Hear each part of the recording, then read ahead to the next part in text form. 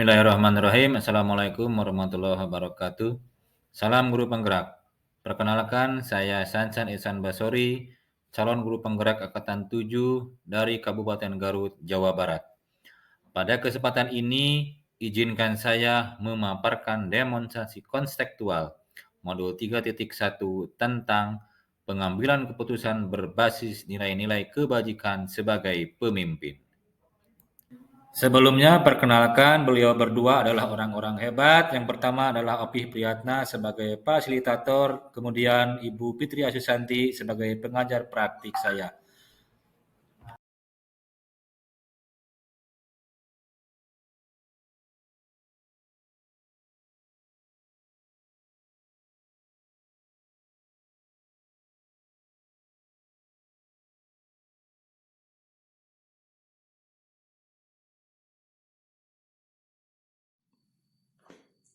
Assalamualaikum warahmatullahi wabarakatuh. Waalaikumsalam warahmatullahi wabarakatuh. Apa kabar Bapak hari ini? Alhamdulillah. Bagaimana? Alhamdulillah. Ya.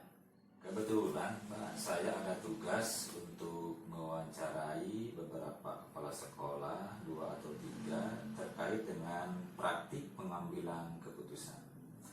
Bolehkah saya mengajukan beberapa pertanyaan kepada Bapak? Silahkan. Selama bisa Bapak jawab, insya Allah akan saya jawab. Baik, terima kasih sebelumnya. Begini Pak, yang pertama, selama ini bagaimana Bapak dapat mengidentifikasi kasus-kasus yang merupakan dilema ITK atau ujukan moral? Waduh, bagaimana saya dapat mendeteksi sebagai seorang pimpinan, jelas-jelas di sini pastilah ada berbagai kasus yang harus diselesaikan, apalagi menyangkut lembaga ini. Yang pertama menurut kami yang perlu di data, yaitu kasusnya diidentifikasi dulu apakah kasus itu bertentangan hukum atau hanya dilema etika. Yang kedua, kemudian dipelajari kasus itu harus kita pelajari, jangan terlalu bergesa untuk mengambil keputusan, tapi pelajari dulu, identifikasi, dipelajari, kemudian kita simpulkan atau putuskan. Mungkin itu saja. Baik. Kemudian, apakah selama ini atau bagaimana Bapak menjalankan pengambilan keputusan di sekolah, terutama untuk kasus-kasus di mana ada 2 kepentingan yang sama-sama benar atau sama-sama mengandung nilai kebajikan? Untuk hal ini kami pertimbangkan kasusnya dulu, apakah benar tidak berbenturan dengan pihak manapun, apakah ini kepentingan perorangan atau kepentingan banyak orang atau lembaga, misalnya organisasi. Maka setelah pertimbangan itu, apakah pengambilan nilai kesetiaan, rasa adil, atau belas kasihan untuk saat ini dan atau seterusnya. Baik. Kemudian langkah-langkah atau prosedur seperti apa yang biasa Bapak lakukan selama ini? Kalau langkah-langkah yang saya lakukan dalam menyelesaikan kasus dilema moral, yaitu kami pilih-pilih bagaimana ini madorotnya apakah lebih kecil sedangkan manfaatnya lebih besar, maka itulah yang kami akan selesaikan. Kemudian kami lakukan investigasi atau pertanyaan dengan memeriksa kembali fakta-fakta yang ditemukan. Lalu keputusan ditinjau kembali hingga meyakinkan kebenaran, kemudian rasa adil, yang insya Allah kalau keputusan diambil dengan bimbingan ilahi, insya Allah jawabannya akan bertanggung jawab. Baik. Kemudian hal-hal apa saja yang selama ini Bapak anggap efektif dalam pengambilan keputusan pada kasus-kasus dilema etika?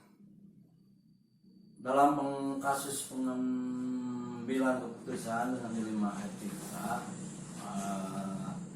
yang efektif menurut kami yaitu perlu dilakukannya dengan menyederhanakan pokok permasalahan. Nah, setelah sederhana baru kita mengambil suatu kebijakan. Itu langkah-langkah kami. Kemudian Pak, hal-hal apa saja yang selama ini merupakan tantangan dalam pengambilan keputusan pada kasus-kasus dilema etika tersebut? Yang menjadi tantangan dalam pengambilan keputusan di kasus dilema etika yaitu hasil keputusan diambil mungkin akan berpihak kepada yang bisa menerima atau yang tidak sepenuhnya, mudah-mudahan diterima sepenuhnya.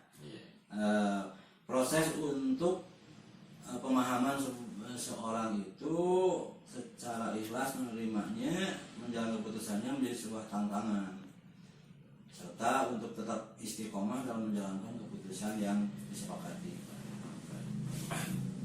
Kemudian Pak, apakah Bapak memiliki sebuah tata kelola atau jadwal tertentu dalam sebuah penyelesaian kasus dilema etika? Apakah langsung diselesaikan di tempat atau memiliki jadwal untuk menyelesaikannya? Bentuk atau prosedur seperti apa yang Bapak jalankan selama ini? Kalau untuk tata kelola atau jadwal dalam menyelesaikan kasus dilema ini, jelas tidak punya jadwal khusus. Tapi prioritas kasus mana yang perlu diselesaikan secepatnya tergantung kepada jenis kasus. Apakah ini kasusnya harus cepat diselesaikan atau bisa ditunda. Yang penting terciptanya lingkungan sekolah yang kondusif bagi semua warga sekolah. Jadi artinya bukan kondusif hanya anak didik dan guru pendidik, tapi termasuk juga untuk warga sekolah. Ya, baik. Kemudian adakah seseorang atau faktor-faktor yang selama ini mempermudah atau membantu Bapak dalam pengambilan keputusan dalam kasus-kasus dilema etika? Untuk faktor-faktor yang selama ini mempermudah atau membantu penyelesaian kasus ini, yang jelas itu harus ada kerjaannya dari semua warga sekolah. Kemudian pengelolaan emosi kita, pengambilan atau mempelajari teori dalam kepemimpinan menjadi faktor dalam untuk mempermudah, membantu dalam pengambilan keputusan. Ya. Baik Pak, ini untuk pertanyaan yang terakhir Pak.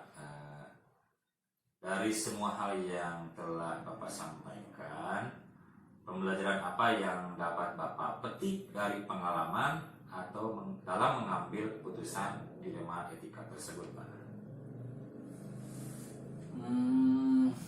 Untuk keputusan dalam pengambilan sebuah keputusan, maka tadi disebutkan bahwa yang pertama itu mengidentifikasi dulu masalah atau kasus, kemudian kita pilih-pilih mana yang bisa dilakukan dilakukan lebih awal atau diprioritaskan. Kemudian setelah dipilih, kita berikan pengujian, kita adakan pengujian apakah benar paradigma apa yang akan kita pilih sehingga keputusan itu bisa diambil sesuai dengan prinsip-prinsip yang tidak merugikan terdidik atau siswa.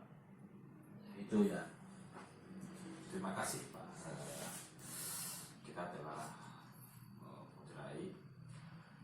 Terima kasih Bapak juga atas waktunya. Maaf saya mengganggu. Semoga Bapak selalu diberikan kesehatan dan kelancaran dalam segala urusan Pak. Amin, amin ya Allah ya alamin. Sama-sama ya, amin. Assalamualaikum warahmatullahi wabarakatuh. Waalaikumsalam warahmatullahi wabarakatuh.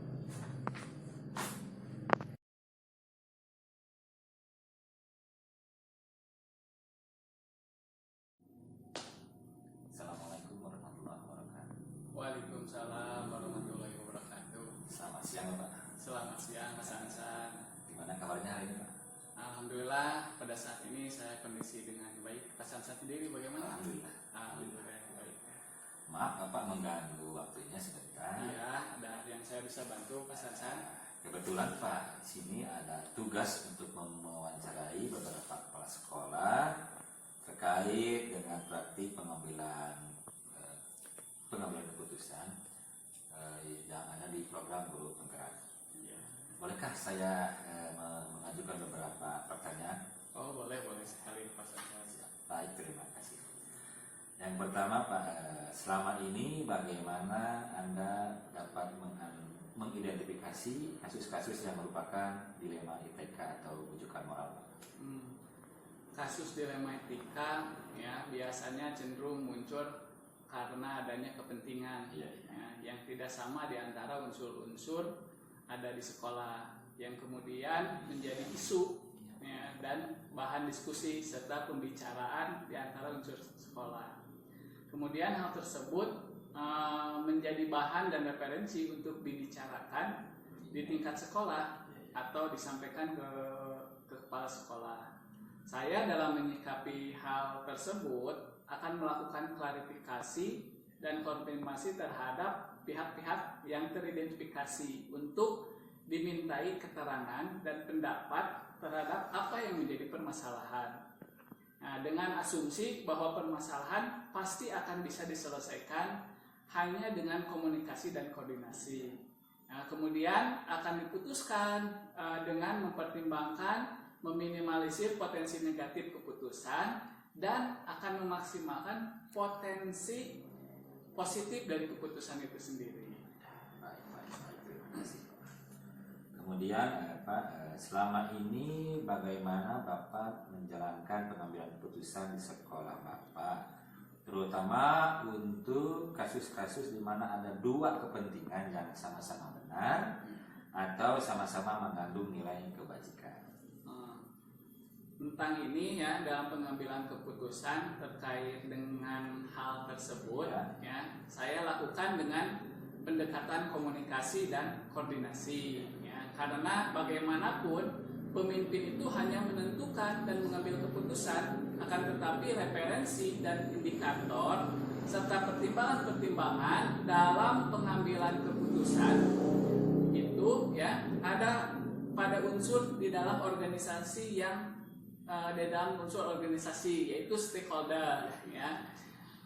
Jika berkenaan dengan hal-hal internal maka keputusan akan diambil. Kemudian langkah-langkah atau prosedur apa yang Bapak lakukan selama ini Pak? Langkah atau prosedur yang saya lakukan selama ini yaitu prosedur yang saya lakukan adalah menentukan kasus tersebut ya berkesesuaian dengan job atau unit kerja apa. Kemudian melakukan koordinasi dan menjalin komunikasi dengan unsur-unsur yang terkait dalam unit kerja tersebut ya, meminta pandangan-pandangan dari unsur-unsur yang ada yang nantinya akan menjadi dasar pertimbangan dalam pengambilan keputusan tersebut. Pertanyaan selanjutnya, hal-hal apa saja yang selama ini Bapak anggap efektif dalam pengambilan keputusan pada kasus-kasus dilema etika? Hal-hal yang efektif dalam pengambilan keputusan adalah senantiasa menjalin dan menjaga keberpihakan melalui kebersamaan dan komunikasi dengan unsur pimpinan, terutama yang dapat memperkaya referensi kita ya dalam memutuskan kasus dilema etika. Oke. Bentuk selanjutnya, hal-hal apa saja yang selama ini merupakan tantangan dalam pengambilan keputusan pada kasus-kasus dilema etika tersebut, Pak? Tantangannya Ya. ada pada tataran ya menyesuaikan diri terhadap keputusan yang sudah diambil yang tidak mungkin bisa memuaskan kedua belah pihak ya, akan tetapi paling tidak meminimalisir kekecewaan karena proses pengambilan keputusan sudah dilakukan dengan melibatkan unsur-unsur yang relevan yang ada di sekolah. Baik. Kemudian, apakah Bapak memiliki sebuah tata kelola atau jadwal tertentu dalam sebuah penyelesaian kasus dilema etika? Apakah Anda langsung menyelesaikan di tempat atau memiliki sebuah jadwal untuk menyelesaikannya? Atau bentuk apa atau prosedur yang seperti apa yang Bapak jalankan selama ini? Untuk jadwal tidak ada ya, akan tetapi substansinya dan urgensinya sangat diperhatikan di dalam menyelesaikan permasalahan. Karena penyelesaian permasalahan ya semakin cepat maka akan semakin baik ya dalam rangka menjaga harmonisasi dalam lingkungan kerja.